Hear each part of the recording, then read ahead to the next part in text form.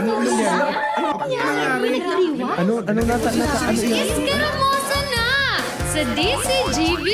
Escaramuza, istorya sa kakanan, mano-mano sana. Marina, intra na sa Escaramuza.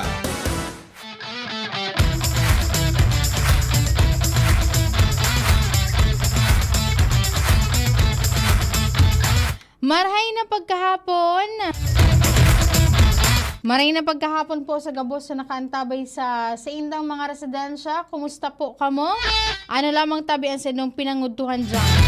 So mga dai pa Kuya Jun nangungudto, pwede na po kamo mag-ipos-ipos. Sa maalauna naman po nin pagkahapon. Aldaw po katanguyan ni na Lunes, Agosto 17. Sabi ni Kuya Jun, sige ngaya, ngalab-ngalab ka lang ngaya dyan ngaya dyan. Ta ako ngaya, manginginao naman. Petsa 17 po katanguyan kan Agosto. Ikapirang aldaw na, halos pa pirang simana na ang Ibalong Festival 2026. And ngunin po na pagkaaldaw, nagpapadagos po tabi dyan sa Ibalong Center for Recreation. Dyan po tabi yan sa barangay Bitano, Legazpi City. Itong job fair po tabi, sobra sa 10,000. Nasa 11,000 nga ni na mga job vacancies po dyan. Hali sa mga local, overseas, as in mga government agencies.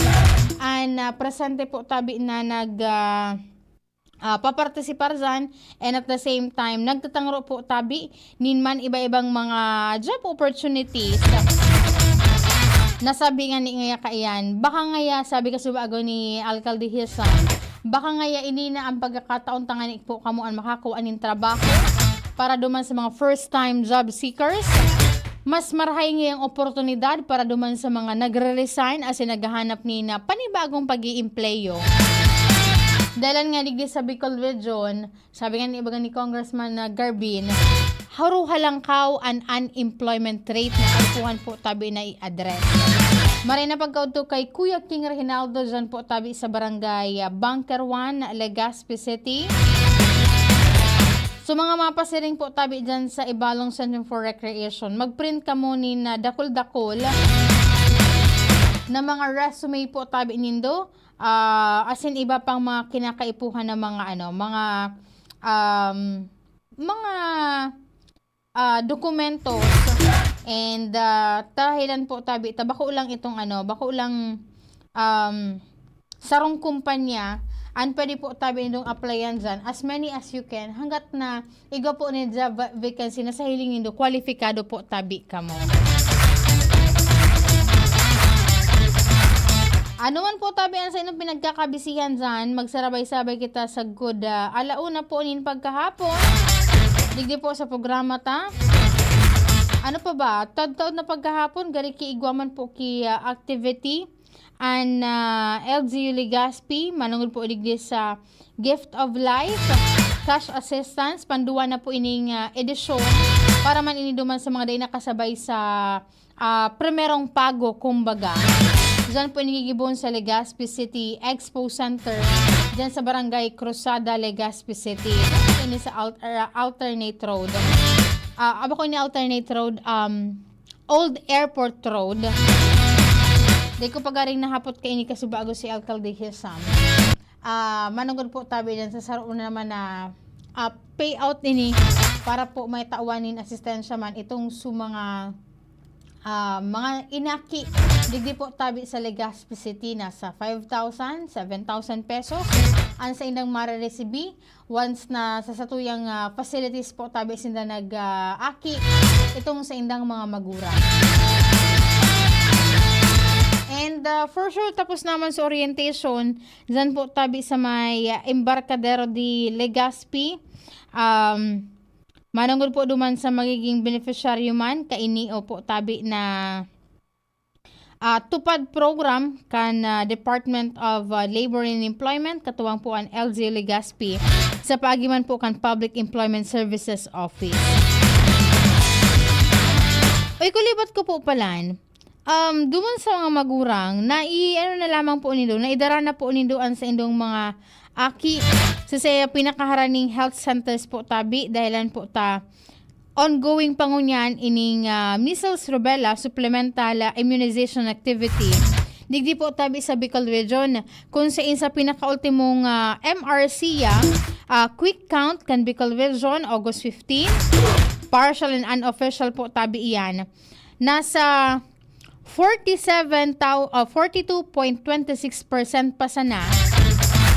Hali Kuya King sa kabilugan na 647,092 na target. Kung ibig sabihin, kung isipon, may nasa 600,000 pa po tabi na target iyan na dapat na mabakunahan kontra po sa measles, asin, rubella at sa tuyang mga health workers po digdi sa tuyang rehiyon. And Dayman, nasa ano naman, sobra naman, o halos kabanga naman yan, magharani na po sa kabanga, dahil lanta, and 47.26%, an equivalent po kayan into number of children, ages 6 months to 49 months, nasa 305,834 na po tabi.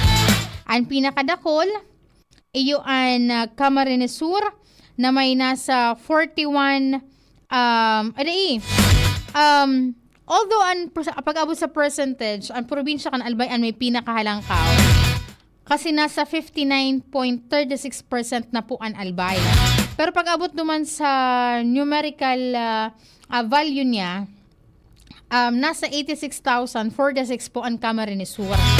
Dahil lang medyo durod dakula po kaya ang target dyan sa Camarines Sur, which is dakula man po ang sa inang populasyon sa nasabing age group. Sabi digdi, scan Department of Health Bicol, Center for Health Development, ang Albay, nakapagbakuna na po ang Albay Provincial Health Office. Ni nasa 78,492 o kapareho po tabi iyan kan 59.36% hali sa 132,261 na target. Ang Camarines Norte nakapagbakuna naman po ni nasa 27,776 o kapareho po yan in 39.13% kang target nindang nasa 70,990. Sa Camarines Sur, iyon may pinakahalangkaw, 86,046. Kapareho po yan ni nasa 41.69%. Hali po tabi sa 206,391 na target. Sa islang probinsya kan Catanduanes, nakapagbakuna naman dyan po ang Catanduanes Provincial Health Office ni nasa 13,543 na mga aki o kapareho po ni nasa 48.30%. Hali po sa kabilugan na 28,039 individuals. Paano ngayon Ate Angel ngayon ining nasa Masbate? Sabi digdi, sa Masbate po, may accomplishment naman sindang nasa 58,124 po na mga aki o kapareho po ni nasa 55.63%. Hali po sa kabilugan na 104,487. Sa Sorsogon, nakapagbakuna naman sindanin 41.77% o kapareho po ni nasa 35,819. Harayo pa po ni Marhay iyan sa 85,760 na target po dyan sa probinsya kan Sorsogon. And medyo huruha baba ining sa may parte kan Naga City kung saan po tabi na sa 31.43% pa sana o kapareho po iyan ni nasa 6,033 individuals. Hali po sa kabilugan na 19,194 na target. Yan sagod pa po iyan sa sagod pa po iyan sa Agosto 28, kundi ako nasa sala na nakahuron ko su Regional Program Coordinator po kaya na pagbabakuna. Zan po tabi sa tuyang palibot, kaya itong sa mga parents na po dyan, sa mga magurang, sa mga guardian, na darahon po tabi ninduan sa inong mga aki. Ta sabi nga ni ibaga kaiyan, kan kaigo ngayanin na launching dyan sa SMC Telegaspi. Sabi kan alkalde, daiman ngaya ki Day pa man nga kuya dyan kay pagkasabot ka ng mga aki. Kasi rin kayo na bakuna. Kundi, kitang mga magurang, kitang mga guardian, it's either tito, tita, lola, lolo. Kita ngayaan may paagi, paano tangay ini madadara ngaya.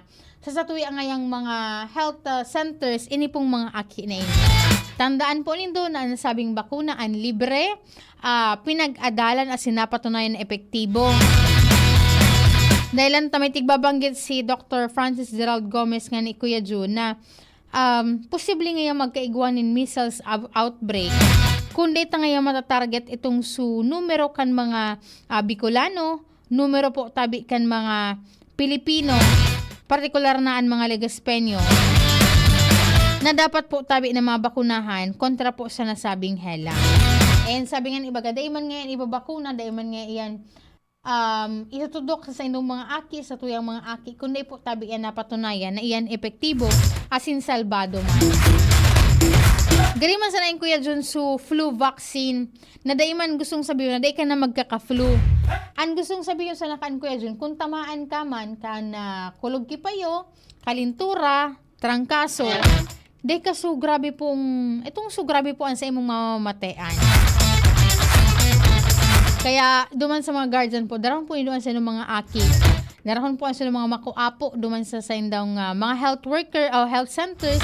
Dahilan po tayo ibig papaluwas man sinda kaya na schedule kung nasain asino arin po sinda dyan madyan. And for sure, ang City Health Office ko niyan, duman sa target nila na nasa 19,000, I think. Nasa pag-map up na sinda ka itong sabi ni Dr. Gerald Gomez. After mi ngayon inimalansar kan Lunes, Agosto G, sa good 14, ito ngayang for sure may mauumit kami duman. Bawa ko yun, naglakaw. So, naghali isarong itong su pamilya. Dahil ngaya po abilabre, wala ngaya kimadarang kanaki duman sa mga health centers. At least, nagtataga ipno na sa nasinda Kuya Jun. Kaya itong mga dai po tabi nagkakabara ko na. Igo nga sinakan ki igo po sinakan kilistahan. Tapos syempre, ang kada aki po sa barangay, igo po yung record iyan dyan sa indang talaan o ining listahan po tabi kan mga aki na nasa nasabing age group. Approve sa rin po nito dahil kung sa private ka mo kayan mabakal, medyo makantidad an presyo kayan Kuya Jun. Kundi ako nasasala, nasa 5,000 to 8,000 an kada tudok po tabi kaiyan.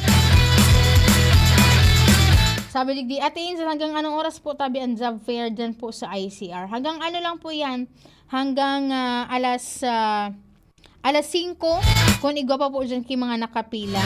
Mahiwas ang mahiwas medyo manipis ngunan itong sa mga job seekers ta.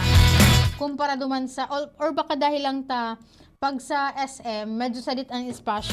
Talagang mamamatian mo ang crowd. Dyan sa ICR, di mo siya masyadong mamamatian Kuya Jun kasi dakulang espasyo. At the same time, malipot Kuya Jun. Yung mamamatian na medyo may mga malalagkit na kada kakapila. Dalan po, mahiwas po ang espasyo. Dala lang po kamo kan mga kinakaipo na dokumento.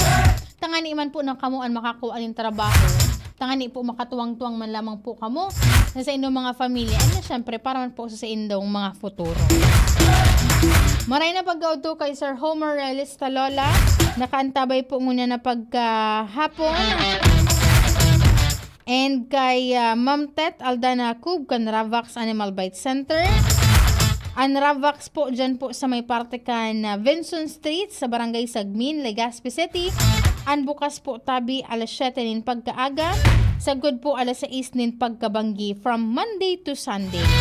So dahil na po nino kaipuhan na magmoroblema kung kamo anak kamurot asin nakagat nin ay tapos medyo dahil kamo tigtutugutan kan sa inyong mga boss kan sa inyong mga superior na mag-undertime o mag-absent pero na kamo magpasirin dyan tangan ni makapagpabakuna alas 7 nin pagkaaga sagod po tabi yan alas 6 nin pagkahapon Lunes hanggang Domingo. Kung may other concerns po kamo, mag-message po kamo sa numero na 0917-104-4591. Again, 0917-104-4591. Maray na pagkauto kay Ma'am Jen Istola, good afternoon po Ma'am Angel Mustaza. Kay Ma'am Lynn Canyo, sabi na hi po ngaya, happy birthday po kay Ate Kona. Happy birthday po sa gabos na nagsiselebrar kan sa indang kumpliano ng una na pagkaaldaw. Ano pa man Kuya June, pa din nakatang mag-surusuri-vlogan po tabi nguna na pagkahapon. Ang sa kuyang kapartner sa technical si Kuya June Napoles, sa IT si Jerome Nico Martinez. Ito po si Angel Mustaza. Bye-bye. Attention! Attention! Mga parantabay, may